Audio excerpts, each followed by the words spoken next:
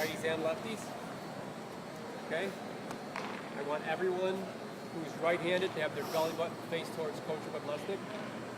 Everyone who's left-handed, belly button face towards JM. That's okay? belly button. Okay? All right? Everybody? Only one boy facing this way. Right? Right. Everybody watch me. We're going to bring our front knee up, and then turn back towards second base. Good. That's what an inside move feels like. That's an inside move. Here's how we get them. There's going to be a lot of teams this age who, as soon as they see the knee come up, they go. Okay? Here's the important thing on the inside move. Once you come up, you do not have to throw to second base. Okay? Here's what you're going to do. You come up, you step off, run at him. Okay? If you throw behind him, he's going to be safe every time unless he falls down or he's big and fat like me. Understand? You do not have to throw to the base. At first base, you do. Okay? At third base and second base, you don't. Understand? So here's how we get the guy. Coach is going to do this. Watch this. Everybody stand on this side of me. Here's how this works. Everybody go. The third base coach is going to know if it's a pitch or not. Okay? Here's how he knows it's a pickoff move. Nobody pitches towards home plate going backwards. Understand? So you have to actually have this kind of balance and then spin. Okay? So the secret is to not lean. My guys have a heck of a time for leaning. So I say get to here first and then throw it. Okay, now here's the thing. If you throw to your regular pitch and you don't bring your knee up, it'll never work. Every other time you do this or you have a slide step, it won't work. So in order to have an inside move that's successful, you need to knee up every time. Does that make sense? Okay, the other one that works, and you have to do this every now and then, or they'll always look for the inside move, is the outside move, which is a little bit of like a dance step. It's really quick feet. So let's just say I pause, now watch my feet. Boom.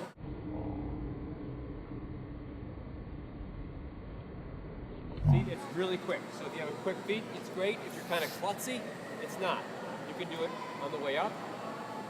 You can do it on the way down. You can do it when you're set, whatever you're comfortable with. But that's called an outside move. Okay?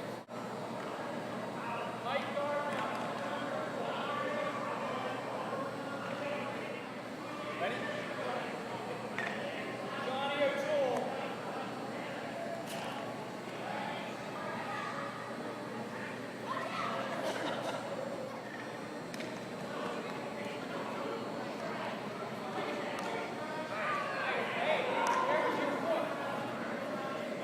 The most important thing here is the timing part of it. The second most important thing is remember, you don't have to throw it. Can't tell you, eyes up here. How many times we pick guys off and they're safe at third? We'll never get them over there in the short bases. So make sure they know to step off and run at them. Because you'll pick off so many guys. The first few guys had great movement. So you're going to get them. The timing you're just going to have to work on. So here's what we do. You're going to take your lead off. Now watch this. This is human nature. The shortstop runs behind him. Come off a little farther. The shortstop runs behind him, and as soon as he hears me or the third base coach says he's back, he follows me, okay? Now, I release. When I release, he follows me. Second baseman comes in behind. As soon as that happens, second baseman does this. It's really important. Gets over here, puts his foot on the other side. He can't get to the base. Takes the ball, boom, attacks him, okay? Remember how we said the shortstop has to come over and fake him? Give him time. So as soon as he says Nolan O'Toole, shortstop, fake like you're going to go over there, release. Here's the kind of a rule with a shortstop. If a shortstop comes behind you and makes a lot of noise, they're not going to pick behind you. They're trying to make sure you go back, okay? I want you to make noise. Hey, I want you to make noise on the way back so he hears you, so he follows you.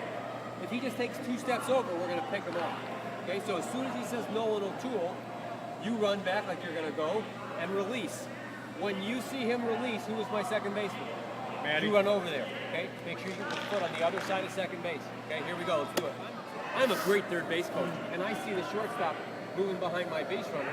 I'm going to say shortstop, okay? And as soon as the shortstop moves away, you say he's okay, or he hears him and he releases. But if you run over there too early, I'm going to say second baseman, and the whole play's ruined, right? So wait till you see him release. Here's the thing. You have to stop that ball at all costs. If you don't knock it down, that's going to be a run. These are very short bases, so body it, take it off your face. The first and third, we have the second baseman comes in like it's double play depth. So Can't see him with the back turn. double play depth is, if this is your standard second base, double play depth is 2 in, 2 over. So he's close, so he can get there for a double play. Second baseman comes over on a first and third play and gets halfway in between second base and the rubber. Gets right here. Okay? Catcher, he throws it down. This second baseman doesn't do anything. If the throw is offline, if it's not straight, he cuts it automatically because he has no chance to get him at second base. If the third baseman says he's going, you step to the baseball. This is why we step to the baseball. We step to the baseball, thumb to thumb, we throw it home. I don't care if he's 10 feet off, don't run at him, just throw it home because that's where all of our risk is. We're throwing it back to home plate. Okay? So that's the second baseman does. Shortstop goes and covers second base. If the third baseman doesn't say he's going, we just let it go through. And here's what happens. On a first and third, you won't believe how many times these guys don't even slide. They just don't think you're going to throw it. We've thrown more guys out on first and thirds at second base than we have in the regular season on straight steals. Okay? That's the second baseman's role. Shortstop's role is to cover second. Third baseman's role. Third baseman has to determine if this guy is off too far. Here's how we determine it. We said, you guys know percentages, fractions? If he's off more than 25%, you ask for the ball. You put your hands up like this, and I'll tell you what the catcher's role is, who has the most important role in this, and you ask for the baseball. When the catcher catches it, he's going to throw over here. Okay? Now, you just don't stand here and wait for the baseball.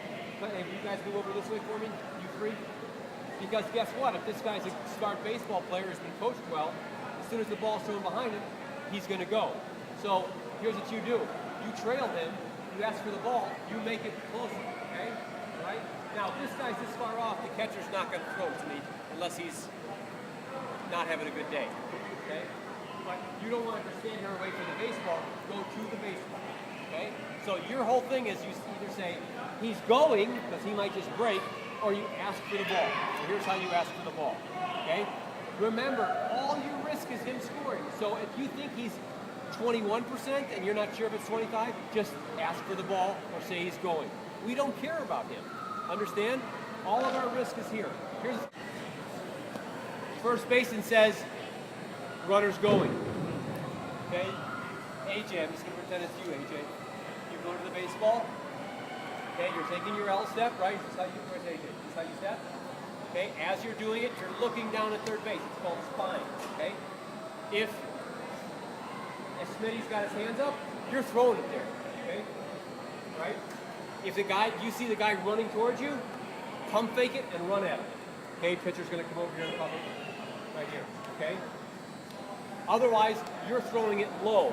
So if the second baseman has a chance to cut it, you're throwing it, let's say it's O'Toole's head. Throw it right at his forehead. If one bounces to the shortstop, we don't care. You throw it over his head, you're done for. Understand? You want to throw it right at the B on his hat. Okay? So your role is, as you're catching it, you're spying.